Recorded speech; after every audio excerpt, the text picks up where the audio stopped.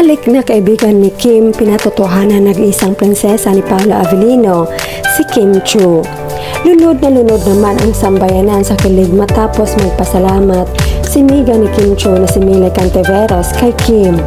Dahil sobrang excited ni Mela, itong unang i-post, Kemi, sobrang sarap mo, mahalin at hangaan ng pagmasayahin mo. Kaloob mapagmahal yung word of wisdom mo. Mga pananaw mo sa buhay, grabe ka talaga. Nakaka-proud ka at nakaka-inspire ka. Kaya sobrang dami naming nagmamahal sa iyo. PBB days pa lang, nag-away na kami ng kapatid kong lalaki sa remote ng TV. Namin mabangan lang kita. Ang siya din sa puso na makita kang masayang-masaya ngayon. Gwapa-gwapa kuyod sa mo. Swerte gyud sang darawan. We love you sa nag-isang prinsesa Chinita at Chinita Princess ni Pao.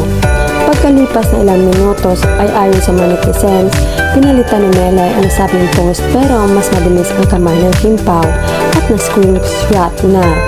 Second post ni Melay, naisugo na jud ang connoissance ang kwan on sa I Want TFC o sa ABS-CBN Entertainment sa YouTube. Daghang salamat mga certified quanizers nga mitan-aw ron sa mga wala pa kakita. Pangitapang ninyo sa YouTube na radyod na dinaha. Salamat kaayo miga nako nagwapa kaayo sa katanan at Chinita Princess sa imong pagka-available sa kanunay. Daghan kaayo ka na inspire o naman palipay miga.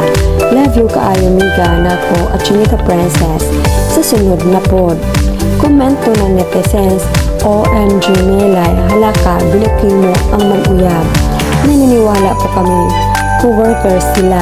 Sure ako alam ng mga kapwa-artista na officially na in relationship ng Kim Pao. Kaso narespeto nila ang privacy ng couple, kaya yung iba madulas talaga. Ay siya, binuking na ni Melay ang Kim Pao. Booking ang time, thanks Melay sa resibo. Booking, yung dulo talaga, bulabog.